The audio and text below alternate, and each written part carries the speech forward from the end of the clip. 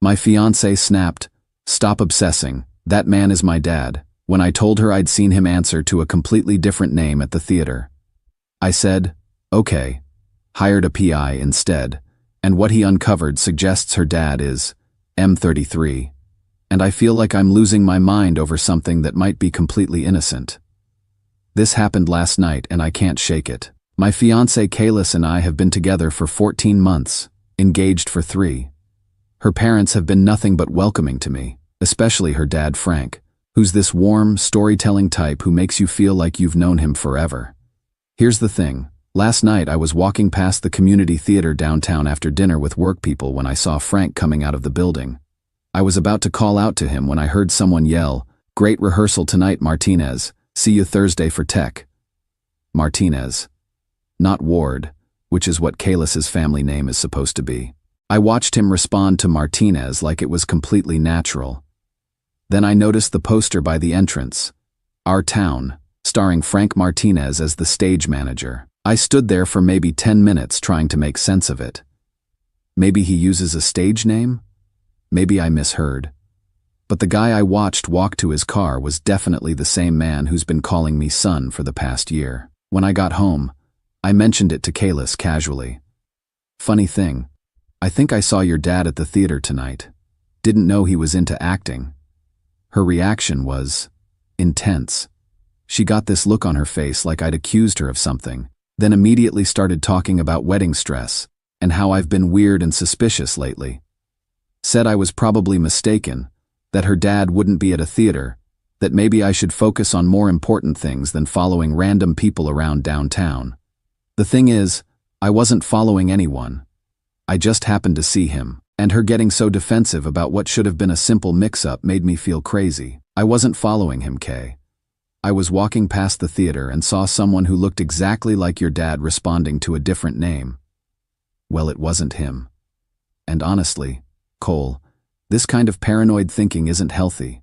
We're getting married in 6 months. Maybe you should talk to someone about your trust issues. Trust issues. That hit hard because she knows I've been working on that since my mom died, and my dad basically checked out emotionally.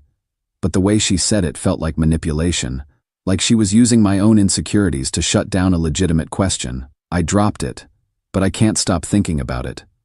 Either I'm completely wrong and owe her an apology, or something's not right and my gut is trying to tell me something important. Here's what's eating at me. In 14 months, I've only met her parents a handful of times, always at their house or restaurants. Never any extended family events, no old family friends, no stories about Kaylis's childhood that include other people who could verify them. Her explanation is that they're very private people who moved around a lot when she was young. I've been burned before by not trusting my instincts about people, but I've also been burned by being too suspicious. Right now, I don't know which mistake I'm about to make. So here's my question. Ida for wanting to dig deeper into this, or should I trust my fiancé and let it go? Part of me feels like if I can't trust the person I'm about to marry, then maybe we shouldn't be getting married. But another part of me wonders if I'm self-sabotaging a good thing because I'm scared of being vulnerable. My friend Jet thinks I should just ask her directly again and see how she reacts. My dad thinks I should stop looking for problems where there aren't any. Not helpful, Dad. I love this woman. I want to marry her. But this feeling that something's off won't go away, and I can't tell if that's intuition or just my own damage talking. What would you do? Update 1. After my last post, I couldn't let it go. The way Kaylis had reacted to my simple question kept replaying in my head. I've been in cybersecurity for 10 years. I know what it looks like when someone's trying to redirect attention away from something they don't want examined. So I did something I'm not proud of. I hired a private investigator. I know how that sounds. I know what it says about me and about our relationship. But I figured if I was wrong, I'd have confirmation that my trust issues were sabotaging my happiness, and I could work on that. If I was right, well, at least I'd know what I was dealing with. The PI, Soren Pike, got back to me yesterday with a report that turned my world upside down. Frank Ward is actually Frank Martinez, 58, semi-retired actor who's been doing background family work for the past few years. He's not Kaylis's father. He's an actor she hired to play her father. Her mother, Carmen, is actually Carmen Rodriguez, who works for an event planning company that provides actors for various scenarios, everything from corporate training to, apparently, fake family situations. But here's where it gets really strange. Soren didn't stop there. He found Kalis's real family. Tessa Ward, 27, daughter of Mira Hollis and Bram Wilder, both of Toledo, Ohio. No record of name change from Tessa to Kalis. She just started using a different name. And here's the part that made my blood run cold. According to public records, Tessa Ward died 5 years ago. I'm staring at an obituary with my fiancée's photo. Tessa Ward, beloved daughter, taken too soon in a tragic car accident. The whole thing. Funeral arrangements, a memorial fund, the works. But the woman I'm engaged to is very much alive and has been living 3 hours away under a different name for the past 5 years. I spent Tuesday driving to Toledo. I don't know what I expected to find, but I needed to understand what I was dealing with. Were her parents part of some elaborate scam? Were they looking for their missing daughter? What I found was a modest house in a quiet neighborhood and 2 people who are still grieving their daughter. I didn't approach them directly. I wasn't ready for that conversation. But I watched Mira Hollis place fresh flowers on a small memorial garden in their front yard. I saw the way she touched the headstone with Tessa's name and photo. These are people who genuinely believe their daughter is dead. The photo on the headstone is definitely Kalis. Same face, same smile, taken maybe 5 years ago when she looked a little younger. I came home that night and just sat in my car in the driveway for an hour, trying to process what I'd learned. My fiancée didn't just lie about her parents. She faked her own death and has been living under a false identity while her real parents grieve for a daughter who's actually alive and planning a wedding 3 hours away. I haven't confronted her yet. I don't even know where to start. How do you ask someone why they let their parents believe they're dead? How do you build a marriage with someone who's capable of that level of deception? But the worst part is, I'm still in love with her. Whatever her name is, whatever her story is, I still feel that connection, which makes me wonder if I'm the kind of person who can fall in love with a complete lie. The PI asked me if I wanted him to dig deeper, find out why she faked her death, what she's running from. Part of me wants to know, but part of me is terrified that the answer will be something I can't come back from. I'm supposed to marry this woman in 4 months. I don't even know her real name. Update 2. I've been putting off this conversation for a week, but last night everything came out. I couldn't keep living with what I knew, pretending everything was normal while planning a wedding with someone whose real parents think she's dead. So Tuesday night, I spread out all the documentation the PI had found. The theater programs, the actor contracts, her real obituary, photos of her parents' memorial garden. When she got home from work, I was sitting at the kitchen table with everything laid out. "Tessa," I said when she walked in, "we need to talk." The way her face changed when she heard that name, it was like watching someone age 10 years in 10 seconds. She didn't deny it, didn't ask how I knew, didn't get defensive like she had about the theater thing. She just looked at the evidence on the table, sat down across from me, and started crying. "How long have you known?" she asked. "A week. I hired an investigator after you got so angry about me seeing Frank at the theater." God, Cole, I'm so sorry. I never meant for it to go this far. What does this far mean? How far were you planning to go? Were you going to marry me under a fake name? Have kids with a fake identity? That's when she told me the whole story, and honestly, it's worse and better than anything I'd imagined. 5 years ago, she was Tessa Ward, 22, living with her boyfriend Riven Cade back in Toledo. She'd gotten pregnant, and they were trying to make it work despite the fact that he had a drinking problem and a temper that she was only just starting to recognize as dangerous. She lost the baby at 8 months, stillborn. "I was so excited about being a mom," she said. "We had names picked out, a nursery set up, everything. And when we lost him..." She couldn't finish that sentence. Riven blamed her for the loss. Said she must have done something wrong, eaten something, stressed too much. The grief and his blame turned violent. He started drinking more, getting physical when she tried to talk about counseling or healing. My parents were trying to be supportive, but they kept saying things like, "Everything happens for a reason," and "maybe it wasn't meant to be." They meant well, But I felt like everyone saw me as this broken person who'd failed at the one thing I'd been excited about. The final straw came when Riven hit her hard enough to break her wrist during an argument about her wanting to leave him. She went to the hospital, and when the nurse asked about the injury, she said she'd fallen. I was lying in that hospital bed with a broken wrist, thinking about how I'd lost my baby and was now protecting the man who broke my arm, and I realized I was going to die if I stayed. Not just physically, everything that made me who I was already gone. That's when she came up with the plan. Riven had been talking about how everyone would be better off without her, how she was just dragging everyone down with her grief. So she decided to make it true, in a way. She used money from her inheritance from her grandmother to stage her own death. Found someone who needed cash and was willing to disappear for a while. A homeless woman who looked roughly like her and had no family to miss her. When the woman died of an overdose, Thessa used her connections from working at a funeral home to handle the paperwork. It wasn't, "I didn't kill anyone," she said quickly. Vera was dying anyway. Liver failure from alcoholism.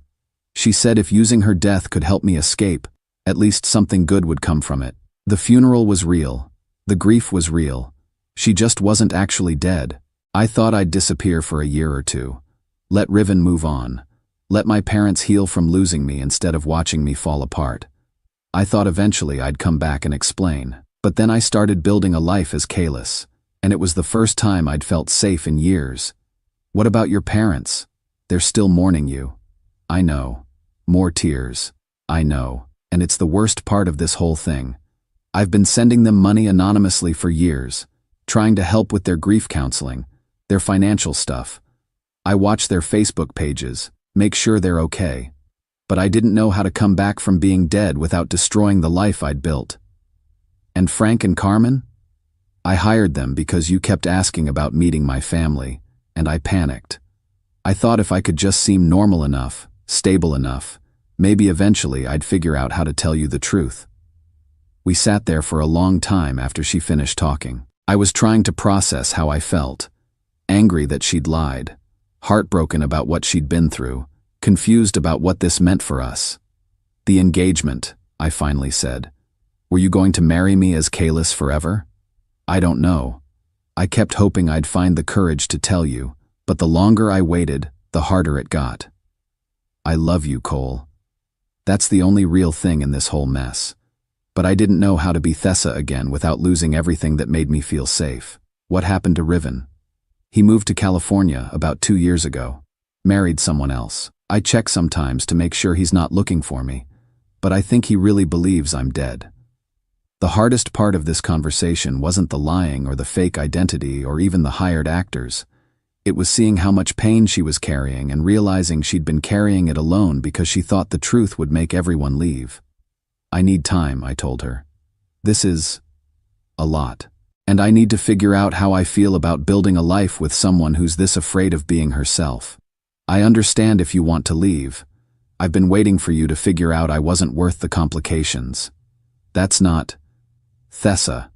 Kalis. What do I even call you? I don't know anymore. I've been Kalis so long that Thessa feels like someone I used to be. We're taking a break from wedding planning.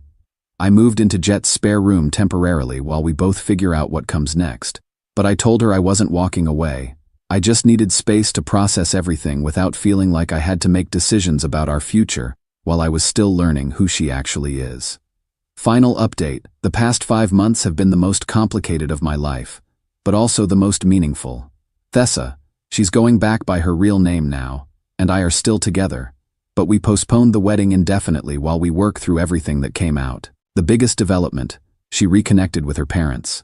2 months ago, after weeks of therapy sessions where her counselor helped her work through the shame and fear of facing them, Thessa decided she couldn't live with their grief anymore. We drove to Toledo together, and I waited in the car while she knocked on their door.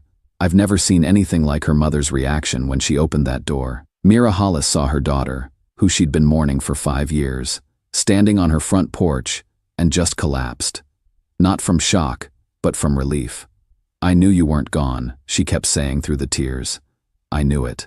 A mother knows. Her father Bram was more reserved, but when he hugged her, he didn't let go for probably 10 minutes. Turns out they'd always had doubts about the accident, about the body, about how quickly everything had happened. But they'd been told by authorities that questioning it would just prolong their grief. The conversation about why she'd faked her death was harder. When Tessa told them about the pregnancy, the loss, Riven's abuse, they were devastated that she'd felt she couldn't come to them for help. "We failed you," her mother said. "When you needed us most, we said the wrong things and made you feel like you had to handle it alone." "You didn't fail me," Tessa replied. "I was drowning and I pulled everyone else under with me. Faking my death felt like the only way to stop hurting people." It wasn't a perfect reunion. There was a lot of anger, especially from her father, about the 5 years they'd lost, about the grief counseling and memorial services, and the way they'd reorganized their entire lives around mourning her. But it was honest anger, the kind that comes from love rather than hate. Bram asked me privately what my intentions were, whether I was going to stick around or disappear now that things were complicated. I told him the truth, that I was still figuring out how to love someone who'd been afraid to be herself, but that I wasn't going anywhere while we figured it out. Tessa's been in trauma therapy for 4 months now, working through not just the loss of her baby and Riven's abuse, but the psychological impact of living as someone else for 5 years. She's had to learn how to integrate Kalis, who she became to feel safe, with Tessa, who she was before everything went wrong. Some days she's more Tessa, more connected to her history and family. Other days she's more Kalis, the version of herself that learned to be strong and independent.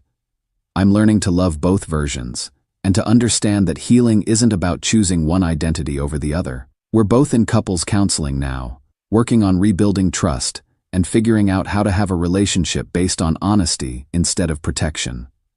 It's harder than I expected, but also more real than anything I've experienced.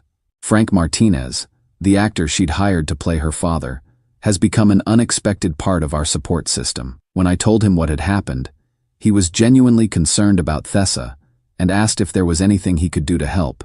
Turns out he'd grown attached to her during their time together and had suspected she was dealing with more than just wanting to seem stable to a boyfriend. "She reminded me of my own daughter at that age," he told me. "Someone who needed a safe father figure but was too proud to ask for one directly. He's still in our lives, not as a fake father but as a friend who understood what she needed before she knew how to ask for it." The hardest part for me has been learning the difference between being lied to and being protected from someone's trauma. I had to work through my own anger about the deception, while also understanding that she hadn't lied to hurt me. She'd lied because she was afraid of being hurt again. We're not engaged anymore. The engagement was between Cole and Kalis, and those people don't quite exist in the same way now. But we're building something new between Cole and Tessa, something that includes all the complicated parts of who we both are. Last month, she legally changed her name back to Tessa Ward. She's working as a dental assistant again, but under her real identity this time. Her parents are part of our lives now. We have dinner with them twice a month, and they're slowly learning to trust that she's not going to disappear again. Riven, the abusive ex, is still in California and remarried. Tessa checked one last time to make sure he wasn't looking for her, then blocked all ways of monitoring him.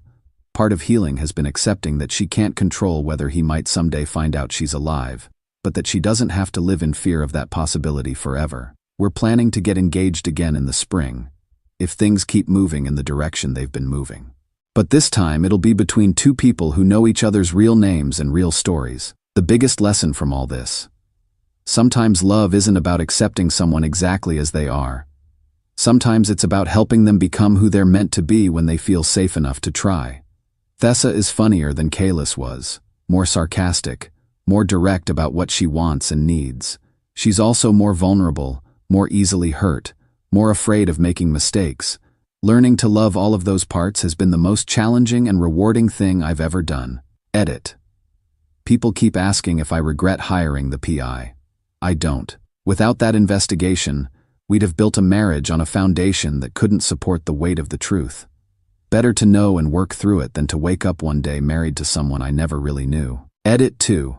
For anyone dealing with something similar, whether you're hiding from trauma or discovering that someone you love is hiding from trauma, therapy helps. Individual therapy, couples therapy, family therapy, all of it. You can't heal what you're not willing to examine. Edit 3. Tessa wanted me to add that she's been working with other domestic violence survivors, helping them understand their legal options for starting over safely. She says using her experience to help other people has been part of her healing process.